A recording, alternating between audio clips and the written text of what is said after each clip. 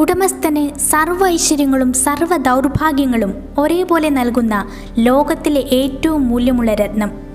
കോഹിനൂറിനെ പറ്റിയുള്ള ഈ കഥ അന്ധവിശ്വാസമാണോ അതോ സത്യമാണോ എന്ന് വീഡിയോ മുഴുവൻ കണ്ട് നിങ്ങൾ തന്നെ വിലയിരുത്തുക. ലോകത്തിലെ ഏറ്റവും കുപ്രസിദ്ധമായ ഈ രത്നം ആർക്കെങ്കിലും വിൽക്കപ്പെട്ടതായി നിങ്ങൾക്ക് ചരിത്രത്തിൽ എവിടെയും കാണാൻ സാധിക്കില്ല. ശത്രുരാജ്യങ്ങളിലെ രാജാക്കന്മാരാൽ കൊള്ളയടിക്കപ്പെടുകയോ അല്ലെങ്കിൽ യുദ്ധാനന്തര സൗഹൃദ നടപടികളുടെ ഭാഗമായി ഉപഹാരമായി കൈമാറപ്പെടുകയോ മാത്രമേ ഇതുവരെ ഉണ്ടായിട്ടുള്ളൂ. കോഹിനൂറിന് സംഭവബഹുലമായ ഒരു ചരിത്രം തന്നെയുണ്ട്. യുദ്ധങ്ങൾ പോലും നടത്താൻ രാജാക്കന്മാർ തയ്യാറാകാൻ വേണ്ടി മാത്രം എന്തു പ്രത്യേകതയാണ് ആ രത്നത്തിനുണ്ടായിരുന്നതെന്ന് നമുക്കൊരു അന്വേഷണം നടത്താം. 1300 കാലഘട്ടത്തിലെ ഒരു താളിയോലയിൽ സംസ്കൃതത്തിൽ ഇങ്ങനെ രേഖപ്പെടുത്തിയിരിക്കുന്നു: ഈ രത്നം ആരുടെ കയ്യിലാണോ അയാൾ ഈ ലോകത്തിൻ്റെ തന്നെ ഉടമസ്ഥനായിരിക്കും.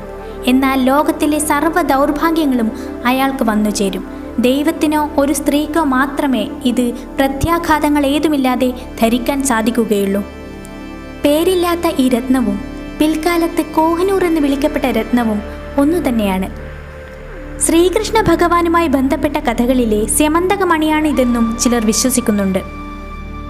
ഈ രത്നം 1300 കാലഘട്ടങ്ങളിൽ കാകതീയ രാജഭരണത്തിൻ്റെ സമയത്ത് ആന്ധ്രാപ്രദേശിലെ കൊല്ലൂർ ഖനിയിൽ നിന്ന് കുഴിച്ചെടുത്തതാണ് എന്ന് കരുതപ്പെടുന്നു. ഇന്ത്യയിൽ നിന്ന് തുടങ്ങിയ കോഹിനൂറിൻ്റെ യാത്ര ഇന്ന് ബ്രിട്ടനിലെത്തി നിൽക്കുന്നു. ആധികാരികമായി കോഹിനൂറിനെ പറ്റിയുള്ള ആദ്യ പരാമർശം ആദ്യ മുഗൾ ഭരണാധികാരിയായ സഹീറുദ്ദീൻ ബാബറിൻ്റെ പുസ്തകത്തിലാണ് കണ്ടെത്തിയത്. തൻ്റെ ആത്മകഥയായ ബാബർ നാമയിൽ അദ്ദേഹം ഇങ്ങനെ എഴുതി: ഈ രത്നത്തിൻ്റെ മൂല്യം ലോകത്തിൻ്റെ പകുതി രാജ്യങ്ങളുടെ ഒരു ദിവസത്തെ ജീവിത ചെലവിന് തുല്യമാണ്. രണ്ടാമത് പരാമർശം ഷാജഹാന്റെ മയൂര സിംഹാസനത്തെക്കുറിച്ചുള്ള ലിഖിതങ്ങളിലാണ്. 1628 കാലഘട്ടത്തിലാണ് ലോകത്തിലെ അമൂല്യമായ എല്ലാ രത്നങ്ങളും പതിപ്പിച്ച് 7 വർഷം കൊണ്ട് ഷാജഹാൻ മയൂര സിംഹാസനം നിർമ്മിച്ചത്. പീലി വിടർത്തി നിൽക്കുന്ന മയിലുകളുടെ ശില്പങ്ങൾ അതിലുണ്ടായിരുന്നു. അവയെല്ലാം തന്നെ മുത്ത്, പവിഴം, മരതകം, മാണിക്യം ഇവയെല്ലാം ചേർത്ത് ഉണ്ടാക്കിയതുമായിരുന്നു. മുകൾ ഭാഗത്ത് നടുവിലായുള്ള മയിലിൻ്റെ തലയിൽ കോഹിനൂറും പതിപ്പിച്ചിരുന്നു. അതിൻ്റെ തൂണുകൾ മരതകത്തിൽ ഉണ്ടാക്കിയതായിരുന്നു. ഈ സിംഹാസനം പണിയാൻ വേണ്ടി വന്ന പണം കൊണ്ട് 4 താജ്മഹൽ ഉണ്ടാക്കാമെന്നാണ് വിദഗ്ധർ പറയുന്നത്. നേരത്തെ പറഞ്ഞ പോലെ കോഹിനൂറിൻ്റെ യാത്ര തുടങ്ങുന്നത് ആന്ധ്രാപ്രദേശിൽ നിന്നാണ്. വാറങ്കൽ എന്ന സ്ഥലത്തെ ഒരു ക്ഷേത്രത്തിൽ സ്ഥാപിച്ചിരുന്ന ഈ രത്നം ഖിൽജി രാജവംശത്തിലെ അലാവുദ്ദീൻ ഖിൽജിയുടെ ജനറലായിരുന്ന മാലിക് കഫൂർ കാകതീയ രാജവംശത്തെ യുദ്ധത്തിൽ തോൽപ്പിച്ച ശേഷം കൈവശപ്പെടുത്തുന്നു. കുറേക്കാലം ഡൽഹി സുൽത്താനേറ്റിൻ്റെ ഭാഗമായി തീർന്ന കോഹിനൂർ പിന്നീട് ബാബറിൻ്റെ വരവോടെ മുഗൾ സാമ്രാജ്യത്തിൻ്റെ കൈവശമായി തീരുന്നു. ഔറംഗസേബിൻ്റെ കാലഘട്ടത്തിൽ കോഹിനൂർ ചെത്തിമിനുക്കാൻ വെനീസിലെ ഒരു രത്നനിർമ്മാണ വിദഗ്ധനെ കൊണ്ടുവന്നിരുന്നു. 793 ക്യാരറ്റ് ഉണ്ടായിരുന്ന കോഹിനൂർ അയാളുടെ അശ്രദ്ധ കാരണം 186 ക്യാരറ്റായി കുറഞ്ഞു. ഔറംഗസീബ് അയാളോട് അതിൻ്റെ നഷ്ടപരിഹാരം നൽകാൻ നിർദ്ദേശിക്കുകയും അയാളുടെ സ്വത്തുക്കൾ മുഴുവൻ കൈവശമാക്കി ശിക്ഷ നൽകുകയും ചെയ്തു. മുഗൾ രാജാക്കന്മാരുടെ കീഴിൽ ഡൽഹി സമ്പൽ സമൃദ്ധിയിൽ ആറാടി നിൽക്കുന്ന സമയത്താണ് അന്നത്തെ പേർഷ്യയിലെ, അതായത് ഇന്നത്തെ ഇറാൻ ഉൾപ്പെടുന്ന ഭൂപ്രദേശം, അവിടുത്തെ രാജാവായ നാദിർ ഷയുടെ കണ്ണുകൾ മുഗളന്മാരുടെ സമ്പത്തിലുടക്കുന്നത്. 1739 നാദിർ ഷാ ഡൽഹി പിടിച്ചെടുക്കുന്നു. മുഹമ്മദ് ഷാ എന്ന മുഗൾ രാജാവിനെ കീഴടക്കി ദില്ലി മൊത്തമായി കൊള്ളയടിച്ച് നാദിർ ഷാ പേർഷ്യയിലേക്ക് മടങ്ങുന്നു. കൊള്ളയടിച്ച വസ്തുക്കളുടെ കൂട്ടത്തിൽ നമ്മുടെ കോഹിനൂറുമുണ്ടായിരുന്നു. കോഹിനൂറിനെ ആദ്യമായി കണ്ടപ്പോൾ നാദിർ ഷയുടെ വായിൽ നിന്ന് വന്ന പേർഷ്യൻ വാക്കുകളായിരുന്നു കോ ഇ നൂർ. കോ എന്നാൽ പർവ്വതം, നൂർ എന്നാൽ പ്രകാശം, അതായത് പ്രകാശത്തിൻ്റെ പർവ്വതം. അദ്ദേഹമാണ് ഈ രത്നത്തിന് ആദ്യമായി പേര് നൽകുന്നത്. കോഹിനൂർ അദ്ദേഹം തൻ്റെ കയ്യിൽ ബ്രേസ്ലെറ്റായി ധരിച്ചിരുന്നു. അതിനുശേഷം 70 വർഷത്തോളം പേർഷ്യയുടെ ഭാഗമായിരുന്നു കോഹിനൂർ. ഇനി കോഹിനൂർ കൈക്കലാക്കിയ ശേഷം രാജാക്കന്മാർക്ക് എന്തു സംഭവിച്ചു എന്ന് നമുക്ക് നോക്കാം. അവരെല്ലാവരും തന്നെ സമൃദ്ധിയുടെയും പ്രതാപത്തിൻ്റെയും മൂർധന്യത്തിലെത്തുകയും പിന്നീട് സാമ്രാജ്യങ്ങൾ നഷ്ടപ്പെട്ട് ദുരന്തങ്ങളുടെ പേമാരിയിൽ തകർന്നടിയുകയും ചെയ്തു. അലാവുദ്ദീൻ ഖിൽജി ദേഹം മുഴുവൻ വ്യാപിച്ച അപൂർവമായൊരു ത്വക്ക് രോഗം വന്ന് വേദന കൊണ്ട് പിടഞ്ഞാണ് മരിച്ചത്. ബാബർ മദ്യത്തിനടിമപ്പെട്ട് അനേകം രോഗങ്ങൾ ബാധിച്ച് ഇഞ്ചിഞ്ചായി മരിച്ചു.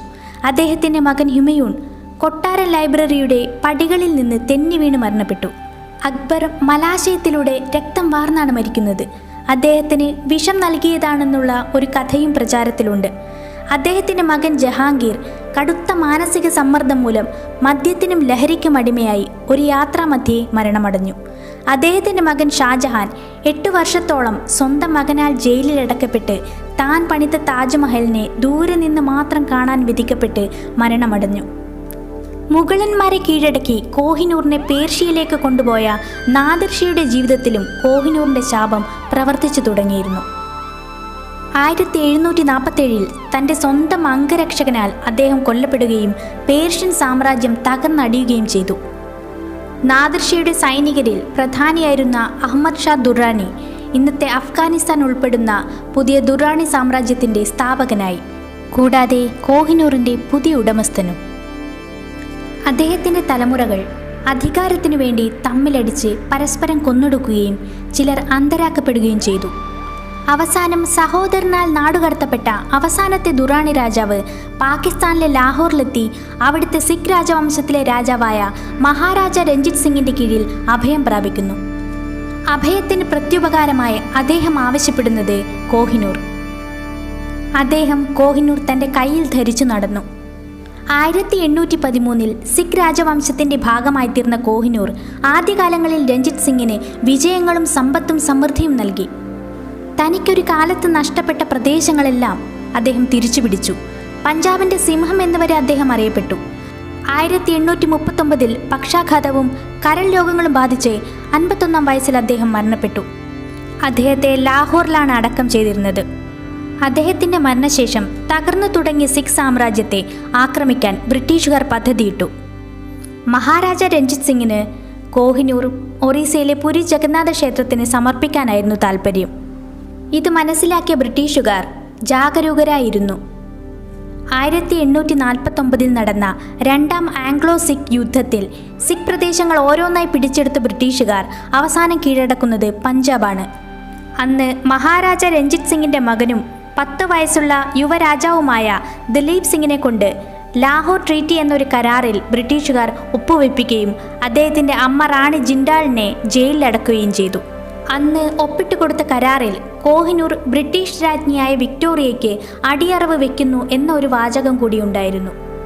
അങ്ങനെ കോഹിനൂർ കൈക്കലാക്കിയ ബ്രിട്ടീഷുകാർ അതിനെ ഒരു വലിയ കപ്പലിൽ കയറ്റി ബ്രിട്ടനിലേക്ക് കൊണ്ടുപോകുന്നു. വിക്ടോറിയ രാജ്ഞി തൻ്റെ ആഭരണങ്ങളിൽ ഘടിപ്പിക്കാൻ വേണ്ടി അത് വീണ്ടും പോളിഷ് ചെയ്യിപ്പിച്ചപ്പോൾ 186 നിന്ന് 105.6 ക്യാരറ്റായി കുറഞ്ഞു. അവർ കോഹിനൂറിനെ ബ്രൂച്ചായിട്ടാണ് ധരിച്ചിരുന്നത്. ബ്രിട്ടീഷുകാർക്ക് കോഹിനൂറിൻ്റെ ശാപത്തിൽ ഭയമുണ്ടായിരുന്നു.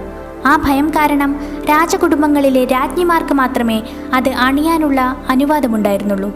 പിന്നീട് വന്ന രാജ്ഞിമാർ കോഹിനൂറിനെ കിരീടത്തിൽ പതിപ്പിച്ച് തലയിൽ അണിയാൻ തുടങ്ങി. സമീപകാലത്ത് അന്തരിച്ച എലിസബത്ത് രാജ്ഞിയുടെ അമ്മ ധരിച്ചിരുന്ന പ്ലാറ്റിനം കിരീടത്തിലാണ് ഇപ്പോൾ കോഹിനൂർ ഉള്ളത്. ആ കിരീടം അവർ അധികാരത്തിലേറിയപ്പോൾ കിരീടധാരണ ചടങ്ങിൽ ധരിച്ചിരുന്നു. പിന്നീട് വിശേഷപ്പെട്ട ചടങ്ങുകളിൽ മാത്രമേ ഉപയോഗിച്ചിരുന്നുള്ളൂ. Queen Elizabeth the queen mother എന്നറിയപ്പെട്ടിരുന്ന അവർ 2002 അന്തരിച്ചപ്പോൾ മരണാനന്തര ചടങ്ങിലാണ് അവസാനമായി ആ കിരീടം പൊതുവേദിയിൽ പ്രദർശിപ്പിച്ചത്. ഇപ്പോൾ ആ കിരീടം ടവർ ഓഫ് ലണ്ടനിലെ ജ്വൽ ഹൗസിൽ സൂക്ഷിച്ചിരിക്കുകയാണ്. രാജകുടുംബത്തിന് പരമ്പരാഗതമായി കിട്ടിയ ആഭരണങ്ങളും രത്നങ്ങളുമെല്ലാം സൂക്ഷിക്കുന്ന അറയാണ് ജ്വൽ ഹൗസ്. ഈ കിരീടമല്ല അന്തരിച്ച എലിസബത്ത് രാജ്ഞി ഉപയോഗിച്ചിരുന്നത്. രണ്ടിൻ്റെയും രൂപകൽപ്പനയിൽ തന്നെ വ്യത്യാസമുണ്ട്. അന്തരിച്ച എലിസബത്ത് രാജ്ഞിയുടെ കിരീടത്തിലുള്ളത് സൗത്ത് ആഫ്രിക്കയിൽ നിന്ന് ലഭിച്ച കള്ളിനൻ ഡയമണ്ടാണ്. 173 വർഷമായി ബ്രിട്ടീഷ് രാജകുടുംബത്തിൻ്റെ ഭാഗമായ കോഹിനൂർ ബ്രിട്ടൻ എന്ത് സമ്മാനിച്ചെന്ന് നോക്കാം.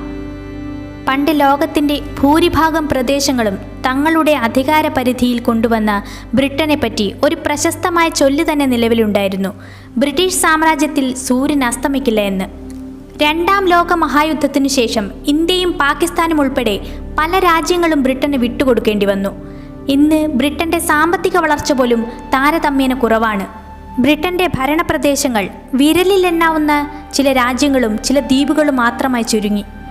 എലിസബത്ത് രാജ്ഞിയുടെ മരണശേഷം ചാൾസ് മൂന്നാമൻ അധികാരമേൽക്കുമ്പോൾ ഭാര്യയായ രാജ്ഞി കമില പാർക്കറിന് പരമ്പരാഗതമായ രീതിയിൽ കോഹിനൂറിന് മേലുള്ള അധികാരവും കൈമാറ്റം ചെയ്യപ്പെടും. കോഹിനൂർ ഇന്ത്യക്ക് തിരികെ തരണമെന്ന് ഇന്ത്യക്കാർ കാലങ്ങളായി ബ്രിട്ടനോട് ആവശ്യപ്പെടുന്നുണ്ട്. രാജ്ഞിയുടെ മരണശേഷം ആ ആവശ്യം വീണ്ടും ഉയർന്നിരിക്കുന്നു. 100 കോടി US$ ഇന്ന് കോഹിനൂറിൻ്റെ ഏകദേശ മൂല്യം. 2016 ഒരു NGO കോഹിനൂർ ഇന്ത്യയിലേക്ക് തിരിച്ചു കൊണ്ടുവരണമെന്ന് ഒരു ലീഗൽ പെറ്റീഷൻ സുപ്രീം കോടതിയിൽ സമർപ്പിച്ചു. പക്ഷേ ഈ വിഷയം ആഴത്തിൽ പഠിച്ച ആർക്കിയോളജിക്കൽ സർവേ ഓഫ് ഇന്ത്യയിലെ ഉന്നതാധികാരികൾ പറഞ്ഞത് കോഹിനൂർ നമുക്ക് തിരിച്ചു കിട്ടില്ല എന്നാണ്. യുനെസ്കോയുടെ 1970 ഒരു കൺവെൻഷൻ പ്രകാരം വേണമെങ്കിൽ ഇന്ത്യക്ക് കോഹിനൂർ തിരികെ ആവശ്യപ്പെടാം.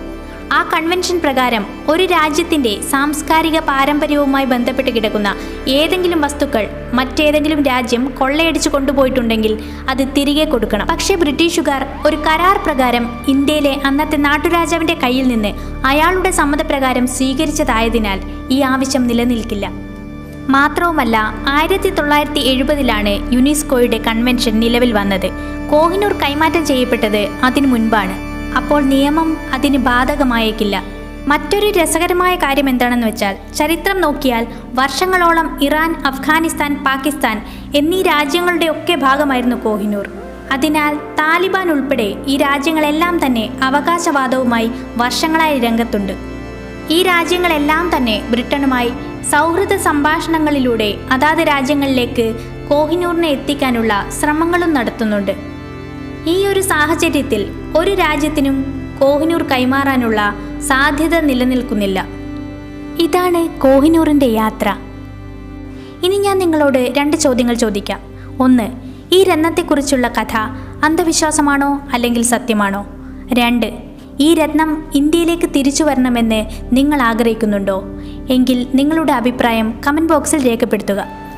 അതോടൊപ്പം തന്നെ ഞാൻ എന്നും പറയുന്നത് പോലെ വീഡിയോ ഇഷ്ടമായാൽ ലൈക്ക് ചെയ്യാനും ഷെയർ ചെയ്യാനും മറക്കരുത്. ചാനൽ ഇഷ്ടമായിട്ടുണ്ടെങ്കിൽ തീർച്ചയായും സബ്സ്ക്രൈബും ചെയ്യുമല്ലോ. സബ്സ്ക്രൈബ് ചെയ്തതിന് ശേഷം നോട്ടിഫിക്കേഷൻ ബെൽ ഓൺ ചെയ്യാൻ മറക്കരുത്. അടുത്ത വീഡിയോയിൽ കാണാം.